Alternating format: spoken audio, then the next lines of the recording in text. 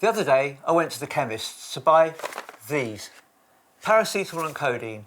It's not the exciting stuff, it's the gentle stuff. The legal stuff.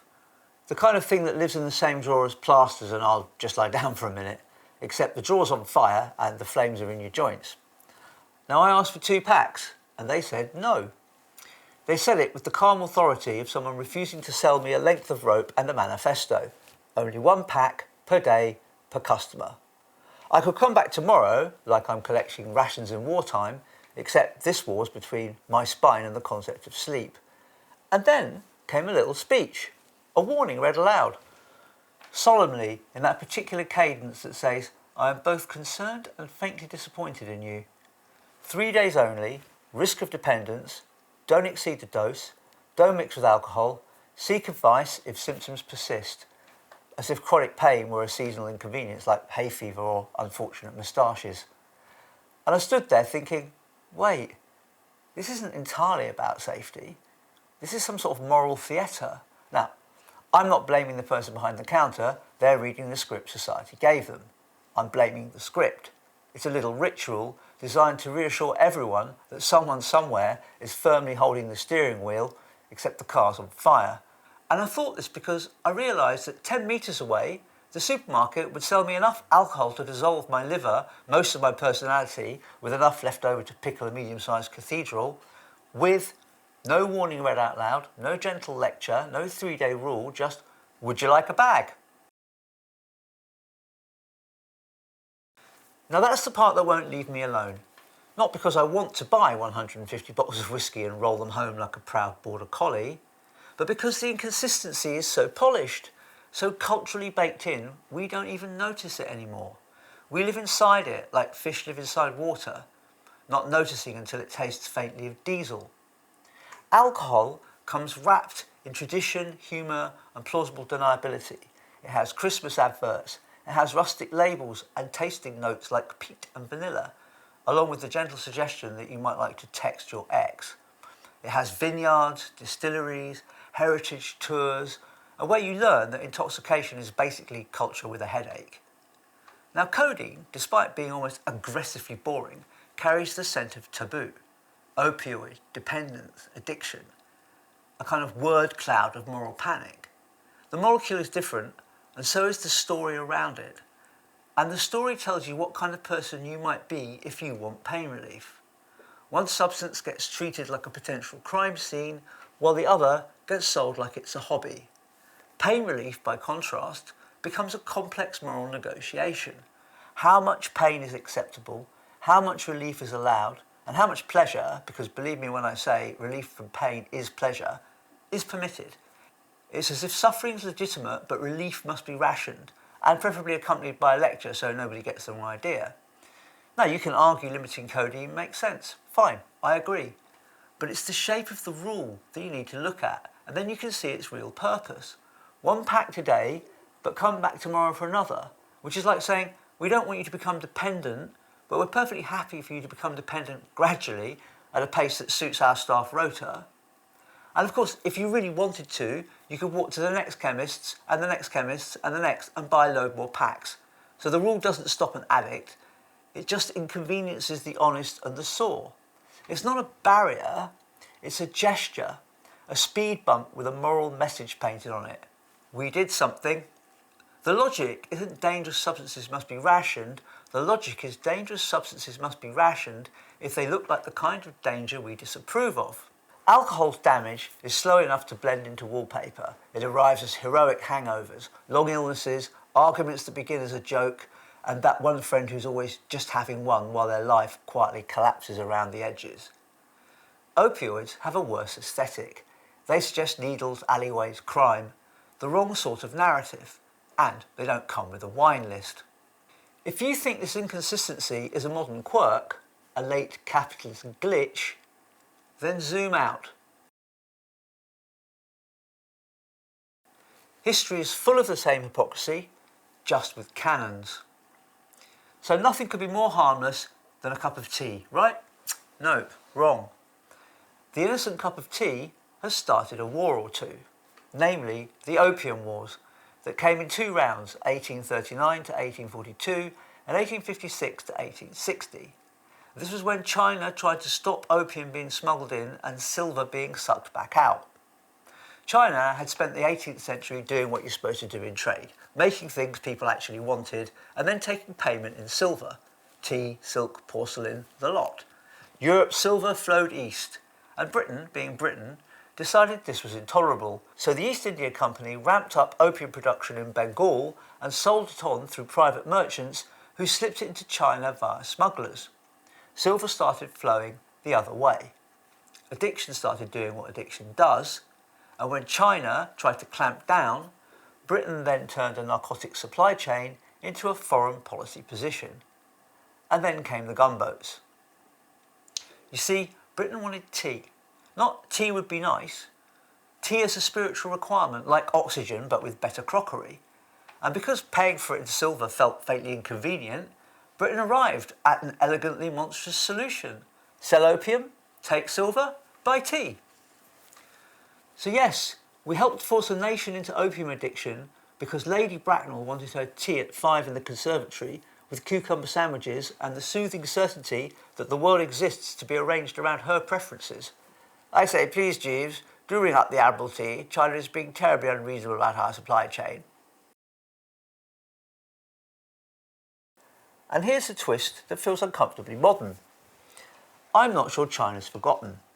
There's a delicious irony in watching Britain, a country that once sent gunboats to enforce a drug trade, now wander around anxiously checking tracking numbers and hoping the next container ship full of plastic ducks makes it through to Suez without someone sneezing. We are, to put it politely, supply chain dependent. We don't just import products, we import the ability to have products at all. Phones, electronics, components, whole categories of modern life that arrive in our hands as if by magic, except the magic is global logistics and somebody else's cheap labour. And now the dependency's arrived on 4 wheels. Chinese-built EVs have moved quickly from "I've heard of them" to "they're everywhere, aren't they?" Not a takeover, just a steady accelerating presence in the part of the market that's meant to be the future. Now, it's not revenge. It's not a cartoon villain with a big red button labelled off. It's something duller and more interesting. Supply chain gravity. History doesn't need moustaches, it has momentum. And it's not hard to feel we've swapped one dependency for another, and the nation that once had opium forced on it is now politely watching us develop a strong psychological attachment to their manufacturing. And I wouldn't be surprised if each car had a hidden off switch. One finger hovering in Beijing purely for the poetry of it. Wouldn't that be delightful? Is it revenge? Probably not in any official sense. Nobody's twirling moustache and saying, "At last we shall make them reliant on affordable EVs." That would be too neat, too satisfying. But you can't help noticing the symmetry. It's not the same thing, it just rhymes loudly. If the opium wars are empire-level hypocrisy, prohibition is a domestic version with fedoras. Prohibition wasn't a slogan, it was a law. In 1920, the United States decided to switch off alcohol nationwide via the Constitution, the 18th Amendment, and then the Volstead Act to enforce it. It lasted 13 years. It didn't end drinking, it just handed the supply chain to criminals, bootlegging, speakeasies, handing organised crime a gift-wrapped business model. So by 1933, the country gave up and repealed it with the 21st Amendment. You see, it didn't remove the appetite for escape, it just changed who profited from it and how violently it was supplied. You can't legislate against a popular route out of reality. The route just gets darker and reality doesn't become more bearable. And here's another inconsistency we don't talk about because it makes people uncomfortable, particularly at dinner parties. We're oddly willing to forgive an intoxicant if it comes with artistic prestige. Take Sherlock Holmes. Holmes is not a cautionary tale, he's a national ornament, and at his bored, brilliant low points, he reaches for a syringe of 7% solution of cocaine, like it's self-care for the overeducated. Not a public health crisis, not a sermon at the counter, just a little gothic seasoning for genius. And there's Charles Dickens, in part responsible for the idea of a white Christmas. Yep, the man who brought us A Christmas Carol, a David Copperfield, had laudanum in his medicine chest and used it as a Victorian painkiller. And he almost certainly visited opium dens while researching Edwin Drood. We can't firmly say that he was an opium smoker, but he certainly used it extensively. And there are others: Coleridge, Edgar Allan Poe, Sigmund Freud, Picasso. The list goes on. That's the trick. The substance is less important than the story we tell about the person using it. Alcohol, on the other hand, for all its cultural dominance, has a less distinguished creative resume. Yes, some writers drank, and yes, some painters drank, but alcohol rarely produces the long, lucid hallucination that becomes art. Most of the time, it produces what it produces everywhere: volume, repetition, and confidence without accuracy. Under the influence of alcohol, the best we seem to be able to manage is a bawdy song in a bathtub full of 13 hairy men. We don't live in a culture that opposes intoxication. We oppose only certain kinds of intoxication in certain sorts of people under specific kinds of lighting. And yes, before anyone writes in, alcohol is the one we've normalised into a national hobby, even though it does spectacular amount of damage in plain sight. And this isn't new. In the mid-18th century, a British artist called William Hogarth made two famous prints: Gin Lane and Beer Street. Basically, the moral argument as a pair of pictures. Gin Lane is the nightmare postcard of undeserving poor, bodies collapsing, neglect everywhere, the whole place rendered as a moral failure. And Beer Street is the sanctioned alternative: sturdy labour, full bellies, rosy cheeks, and a kind of national well-being delivered by ale and hard work. It's the same city, the same human appetite for escape, but the story tells you who deserves sympathy and who deserves judgment.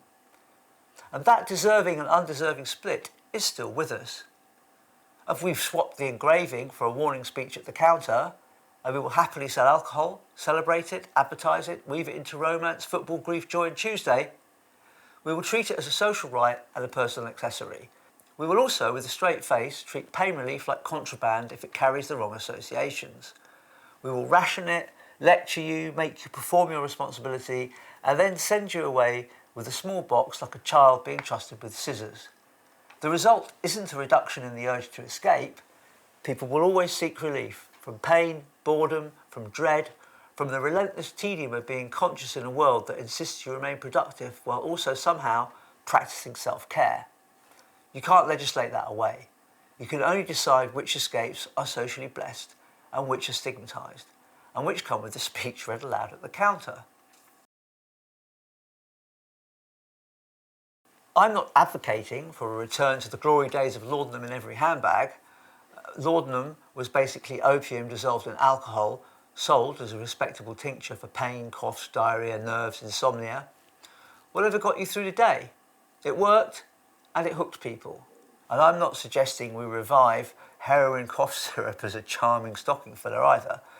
Though yes, that was a real thing. Around the turn of the 20th century, heroin was marketed as a cough suppressant and even pitched as a safer alternative to morphine, which is the sort of optimism that only exists before the evidence turns up. Now, I'm not pretending there's a simple fix, because simple fixes are how you end up with prohibition, gin and a gun shop. I'm just pointing out a basic absurdity. We live in a society that sells intoxication with a smile, but rations analgesia with a lecture. A society that once went to war for a cup of tea and then clutches its pearls at the idea of 2 boxes of cocodamol. A society that treats some chemical escapes as culture and others as pathology. Not because the molecules are morally distinct, but because of the stories we tell about them. So 1 box only. Come back next week for your next instalment of state-approved suffering. Oh, and would you like a bag?